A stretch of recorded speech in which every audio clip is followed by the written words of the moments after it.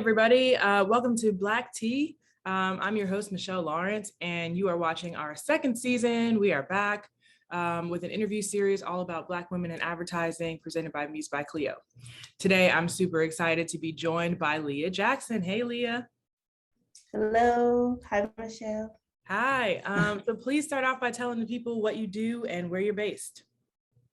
Hello, I'm Leeya Rose Jackson. Leeya Makes Noise. I am an art director, an illustrator, a painter, and a designer.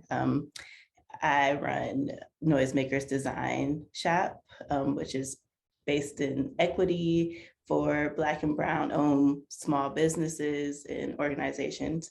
And I'm based in Minneapolis, but I'm from Detroit. Like I rep Detroit, but I'm living in Minneapolis.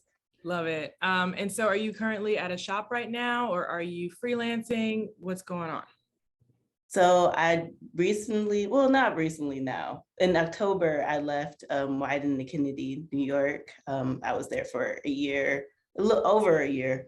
But my Noisemakers business started to get so busy that I basically had two jobs, so I had to make a choice. And so I went fully freelance in October. So, hey, yeah. Congratulations. That sounds like to me like you work for yourself now, and that's big time. So congratulations. I gotta say, it's lovely to have another visually focused person on the show. We talk to people across departments. So we talk to producers, we talk to the strategy people, we talk to account folks. And you're another art director. And so, hey, welcome. I gotta say, I can tell by your face. It is very creative. And you're giving me these inspirational morning vibes right now. So I love it. What sparked your interest in advertising? How did you find your way into this industry? So I feel like, my undergrad was in painting and printmaking. So my whole life I had been doing art club. Yeah. I was the kid that was like doing gel tattoos on people and selling those for like 25 cents. So I've always been like some sort of creative, but I also had this part of me that was like very into STEM. I went to like math and science camp every year. I was very like into problem solving. And so I really love science. And when I went to undergrad, I was like in this like middle ground where I was like, do I pursue the scientific route or do I go full art? And at that point, when I thought of art, it was just purely like fine art. Like I didn't really have any access to like graphic design or I knew nothing about art direction. Like even all through college, nobody told me about art me too. Yeah, I was like, how did I get all the way through college in an art program? And nobody ever was like, hey, there's a profession that, you don't have to be the quote unquote starving artist. You can go, there's a way to be creative in a way that is also professionalized in this industry. I didn't know about it until a year out of college. So I studied painting and printmaking in my undergrad. And a year out of college, I was working at a museum, and I was just talking to a girl who was signing up for portfolio school. And I was like, why are you going to portfolio school? We just got why aren't you going to, getting your master's or something in art?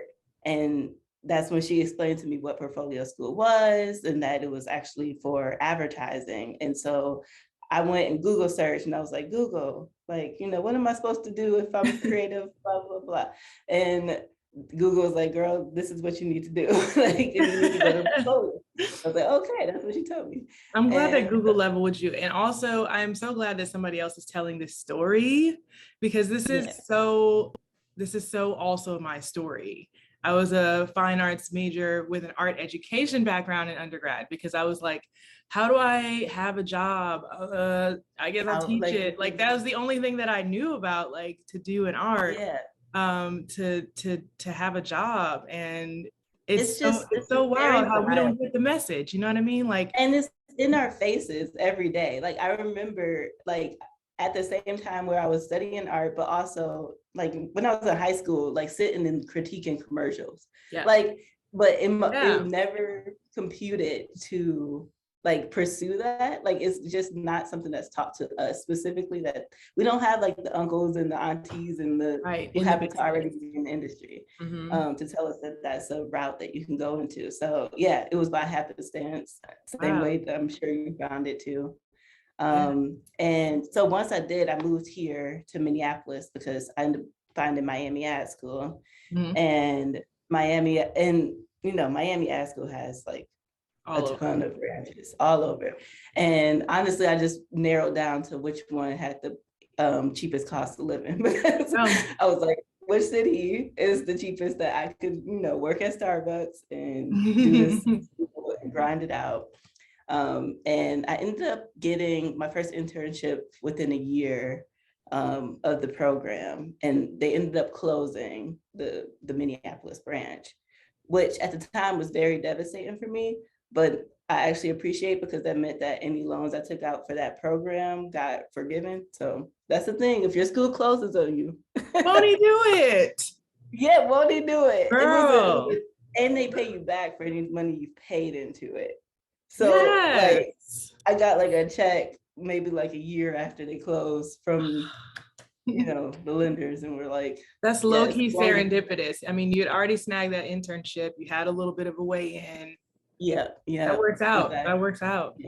Yeah. So, and then I've just been I would say that was around 2016. So since then have been working within the industry. And then this is a very long-winded answer to your original question, but I mean, I feel like I made it longer. I definitely made it longer, but this is good. I'm so excited. I'm personally excited because this is all too familiar. And I'm sure, there's a lot of girls out there who are just as creative as we were coming up and are feeling like, oh, I don't know about this industry, but like, hopefully, we as their aunties will be those people in the industry that can kind of tap them and be like, oh, hey, there's this whole other career. I think what we're doing now, we're opening those doors a little bit more and showing people that this is something that exists, that we as Black women are out here doing, and you can get yours too. So that's so inspiring to me. I'm very inspired this morning. I love it. What are your visual sources of inspiration right now? Do you have any favorite like social channels, or even just like anything that any illustrators or anything that you're going to for like visual inspiration? I have so many. Like I have like my bigger ones, bigger aspirational, like, oh, that's the level I want to get to one day, like, or that's the type of eye I want to have, like a Melina Masuka's, like yes, like working with her one day is like a dream of mine. And just in terms of like other artists, like there's an artist named Sugary Garbage on Instagram. The type of paintings and work she creates is just it's so beautiful, but it's also like celebrating Black fat femme bodies in a way that's just like, honestly, it's radical. It's like the type of paintings that you just never see. And it's all in this like fantasy type of world too. It's amazing. Sugary Garbage, look her up. Sugary Garbage. I'm gonna add it to my list. And there's other designers who inspire me. There's a studio called Bike Studio, and I think she's also based in Minneapolis. And for some odd reason, we have not run into each other in person, because honestly, like in terms of Black creatives here, it's like we all kind of know each other. It's so small. And yeah, like those are just all top of mind inspirations for me. Okay. I have a ton though that, I've specifically curated my IG and my feed to be majority positive things. Yeah. And inspirational things from other BIPOC creatives. So yeah. Same. I was going to ask you about side hustles, if you have any, and how they make you better at your day career, or like how they have transformed your career. But like, I happen to know that your side hustle is not on the side anymore, which is fantastic. Yeah. So talk a little bit about that. It's interesting because I will say this time last year, I was on another podcast called Bag of Lies by two other Black film creatives in advertising, my friend Sharina. And in that the focus of that episode was around side hustles. And at the time, like I had this whole list of like all these things I did on the side that are now have pivoted into my like, you know, my main thing. And I think that's like ultimately, I don't think that's always the goal for side hustles. I think some people do legitimately like, I want this thing on the side so that I can continue to pursue this main career and have this space that I get to have more creative control, or not even just creative control, just more control over on the side. Yeah. But for me, it became very clear early in my career, like I would say maybe 2 years into working in advertising, that I just got way more fulfillment from working on not these bigger clients, but like smaller people, smaller organizations that I could like have a direct like line of communication with, that I could directly get like my level of influence within what they were creating and what their dreams were was bigger than me, you know, dropping something into this already very established huge brand. And so for me, like the fulfillment came when I started to like, you know, work on these like smaller businesses, work on these startups, work on like a mental health clinic that is serving the BIPOC community here in the Twin Cities, versus like at the same time, I was like juggling like, oh, and now I'm working on like Heinz, cool. Like that's huge and like a big brand, but which one at the end of the day that I get more fulfillment out of. And so I ultimately, when I literally had to make the decision to leave, it wasn't like, I was like, okay, once I get to X point, I'll leave. It was more like, gave us a break. And it was like, we had a whole week off for 4th of July. And I still had to work every single day of that week, not because of Wyden, but because of all the projects that I still had to juggle. And that was like my wake up call, because I really needed that break and I couldn't have it.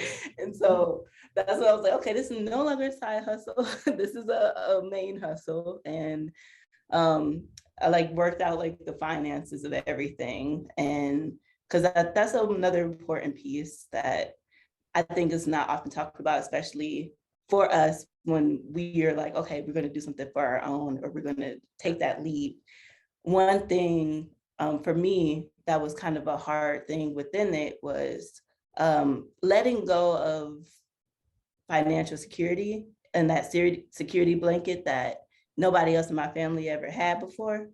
And I was like the first, like saying no to like a consistent, you know, paycheck that's very good versus, you know, taking the leap and feeling like a weird sense of like guilt around that. Even though when I talk to any of my family or friends or anything about it, they're just like, yes, girl, we believe you, go, like do it. But it's still like, it's like, it's still like it was like a scary move to make in that way, but I knew that's why I need to do it too.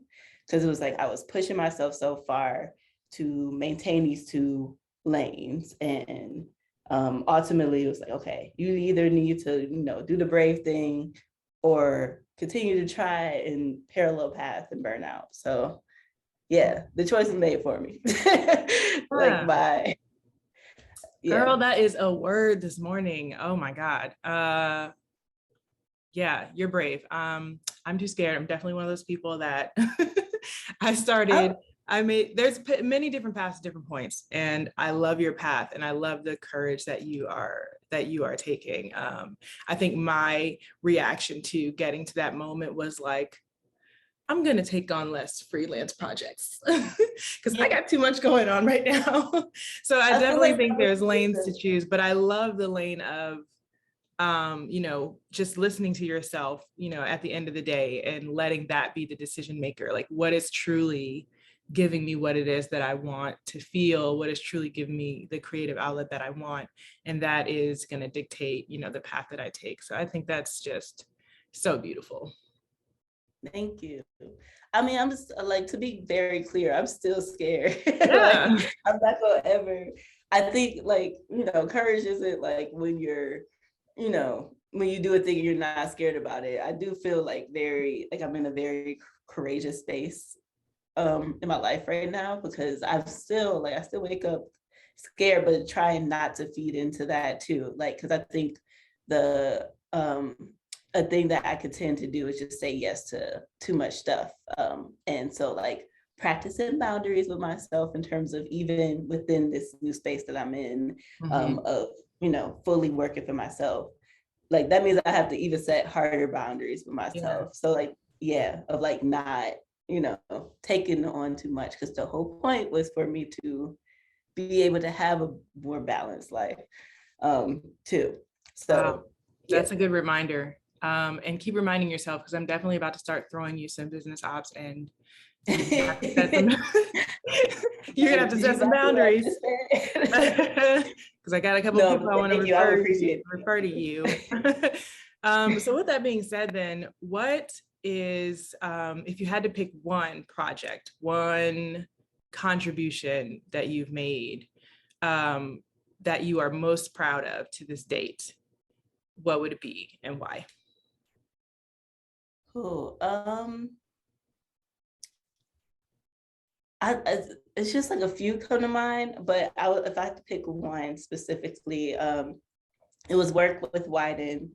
And I would say it was the first brief I think that I got put on when I first started with Wyden. And by the way, shout out to Wyden, because I did, like, my decision had nothing to do with Wyden itself. It was more just like the space that I had already even been in entering Wyden.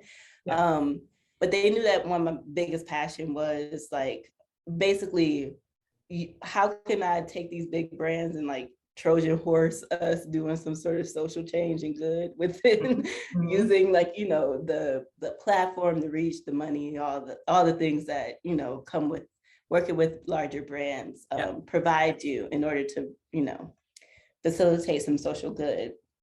And when I started with Wyden, it was at an interesting time because, like I said, I live in Minneapolis. It was 2020. And when I first interviewed with them was actually in February, like beginning of February. And pandemic hit. And I was like, listen, I am not going to move out to New York. Y'all are the hot spot right now. And so I didn't even say like yes to the offer until May, basically. So from February to May. Like that was the gap, and they were very like understanding in between. But obviously, like also George Floyd and all the uprisings were, I was just like I was either underneath a blanket at home, like, you know, depressed. And that's close to home, like geographically close to home for you. Like literally where we were staying at that point, we were, you know, like the footage of like the Targets or whatever getting looted, or like the buildings burned down, like within a few blocks. Like we were within, like I could walk to the precinct with under 10 minutes. So it was, and I was either at home, you know, underneath blankets, or I was out protesting for like a few weeks. So it was a lot. And so it was immediately after, I would say, that I really started with Wyden. And when they first briefed me on, it was for a Heinz project. And Heinz in general was just like every brand, pretty much every brand was like, we want to do something to support the Black community. And it was very general. And it was I would say like at least like 2 or 3 months of us figuring out like what's the actual like authentic way that Heinz could show up for Black families. Because we narrowed to like, in general, they're about families and family events. Like when you think like Heinz, you think like, you know, barbecues, or you think like your friendly like local restaurant, or like, so we were like, and they were, at the time, they were also running this program around diners. And it was just like a lot of like layers of us like sorting through, and even like pushing beyond just like our own personal perspectives. Not saying our, because my partner also is Black. Fumi, shout out to Fumi, copywriter, amazing. And yeah, it was just like months of us like figuring out what was the right step. And then eventually we're just like, look, all these businesses, all these Black-owned restaurants are closing. Let's just give them money, like to make sure that they're staying open. Like we're trying to do this like big poetic thing, and it's like, no, like let's just make sure that the places that are like Black-owned restaurants needs to like stay open. And from there, we gave out grants to I think it was like almost 80 restaurants. And these are big, significant grants. Like that was enough to keep people like open through until like, you know, vaccines started coming out and then people could actually go in again. But that was a big thing. And then like also within that, we produced a podcast where we got to talk to all these like very like some of these places have been around since like 1920, like very old restaurants, like the places that during the civil rights movement people would like stop at because they were the only places in town. And so being able to tell their stories, and I got to work with other like Black girl illustrators to also bring those stories to life with the visuals. I'm just very proud of that project because what was the name of the campaign? It was the Black Kitchen Project, designed icons for all each restaurant. So like it was like over 80 icons. Love it. I illustrated for each one and made like a map basically out of it, that you could click on the website and learn more about each restaurant. Yeah, but it was a very like, it was a long project to work on, but it was also like when it was done, that's when I was like, okay. Like I came in, I did like this big thing with you know, this big brand that I could feel proud of. And so that also felt good when I was like, okay, I have to make the decision on whether I'm gonna leave or not. At least I was like, at least I'm leaving with work that I'm proud of. And yeah.